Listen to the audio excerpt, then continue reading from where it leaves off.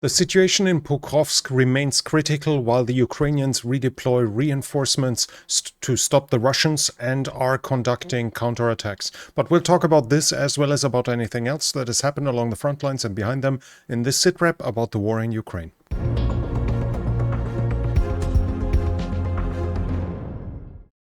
The Ukrainians have struck the Arsamas factory in Nizhny Novgorod. Their parts of cruise missiles are being produced. As we can see on the picture, the factory building itself was hit. A fire in the building was being reported. The extent of the damage to the interior, and especially if this is going to delay the production, can obviously not be determined simply from that picture.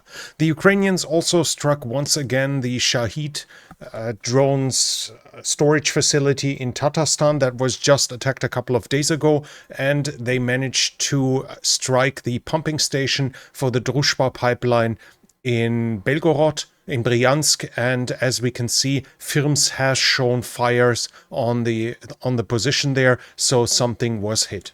We'll switch to the developments along the front line, and there we start off in Sumy. In the Sumy region, here we have the Russians advancing at Yunakivka. We have a geolocation here in the southwest of Yunakivka. This was previously a contested area. This is here. So the Russians might have advanced by 100 meters in this direction. Nothing major overall, though. This was it from Sumy. We switched to Kharkiv, and from Kharkiv we have, from Vovchansk area, we have no reports about recent successes from either side. The Ukrainians are saying that there are no more mechanized attacks by the Russians, but that the Russians have switched completely to light infantry attacks in small groups that are usually using buggies, motorcycles, ATVs, and something like this for their attacks. The Russians have advanced here at Milove. Again, mostly in the contested area. We have a geolocation of it here, right here in the forested area, and that's here. So this might just be a map error. As we can see, it's hardly a straight line. The Russian position probably follows the tree line here, and now we have a visual confirmation of the Russians being at this point. This was it from the Kharkiv area. We switch to the Eastern Front, and here we have the Russians advancing into Seleny High. This is down here. Seleny High was previously contested. Now we have a geolocation of the Russians being on the western part of Seleny High itself. Whether they managed to consolidate or not is unclear as of yet.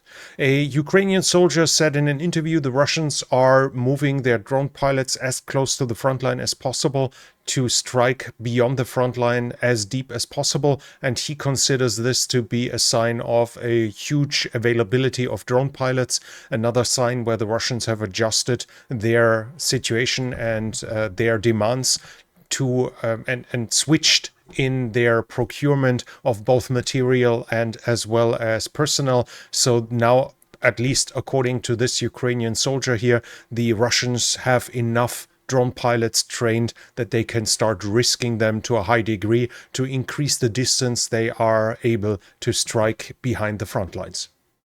That was it from the Eastern Front line north of the Seversky Donetsk. From the Seversk direction itself, which is here, we have no changes that can be confirmed.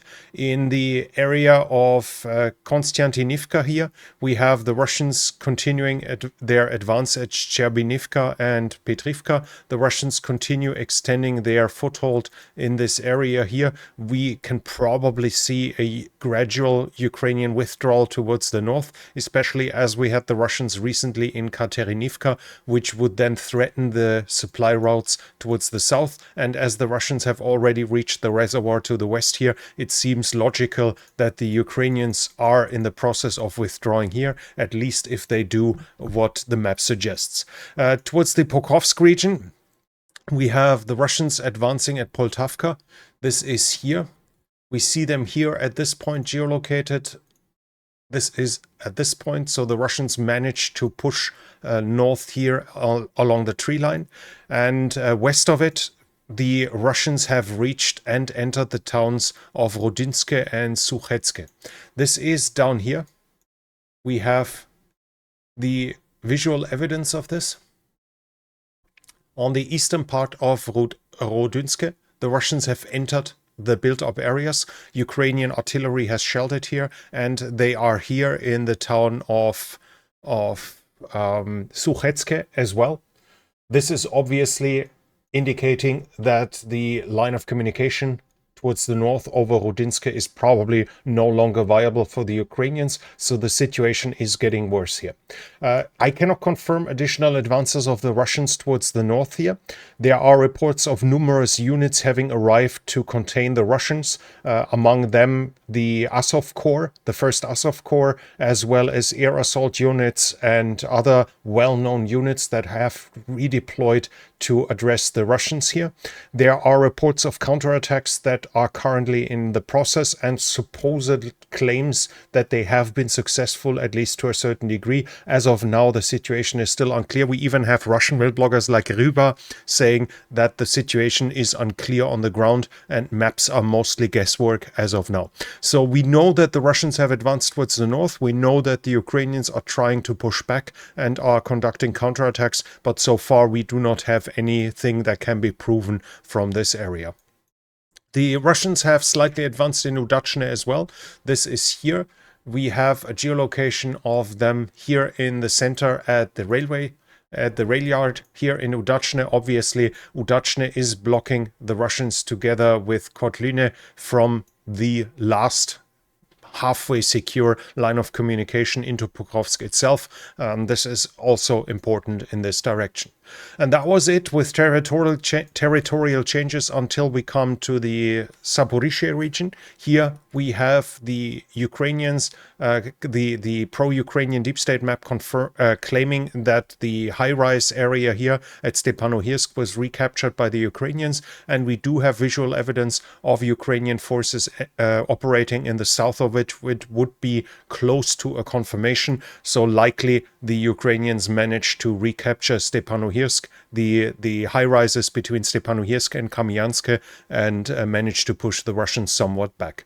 That's it with territorial changes. We see the situation here close to Pukovsk remains critical. Russia is using FPV drones as well as gliding bombs to shape the battlefield prior to advances. The tactical successes are usually predated by longer campaigns against positions of the Ukrainian armed forces with gliding bombs and against the logistics with drones. Ukrainian drone teams, so drone pilots, are hunted by the Russians to take them out as much as possible, and after that small Russian troops that are mobile or are trying to hide by slow movement, using foliage and camouflage netting, are trying to bypass the thin Ukrainian line. We should not misunderstand the front line here as something like akin to the First World War, with a continuous trench line.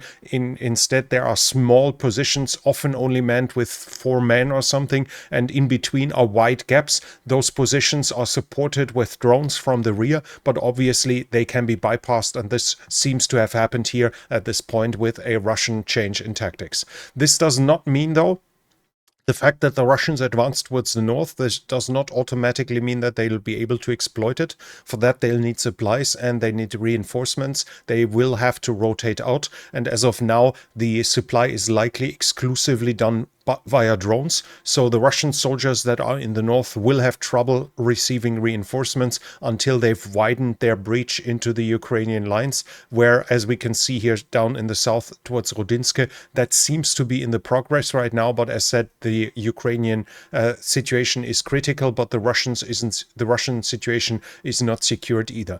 This means that while the Russian situation there is difficult, this doesn't mean it's easier for the Ukrainians.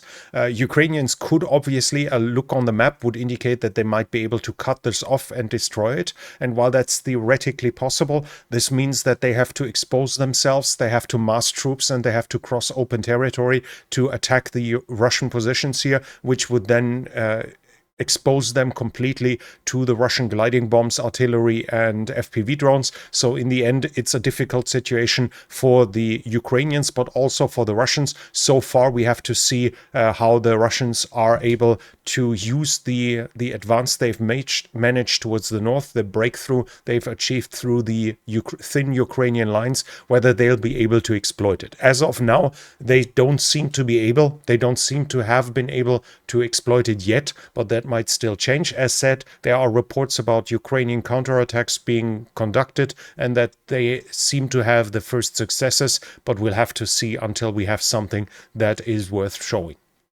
That was it with territorial changes. We have troop generation news as well. The GUR, the Ukrainian Military Intelligence, said that that North Korea is having 11,000 soldiers on training grounds inside of Russia that are currently being prepared to re-enter the war. The GUR is also saying that Russia will produce 79,000 drones of the Shahid class in 2025. 40,000 of those will be Geran 2, basically the Russian version of the Shahid. 5,700 will be Harpier 1 and 34,000 will be Gerbera drones that are used both as decoy as well as with a smaller warhead as well. In the political area, we have Trump emphasizing that Putin had suggested the meeting with Donald Trump.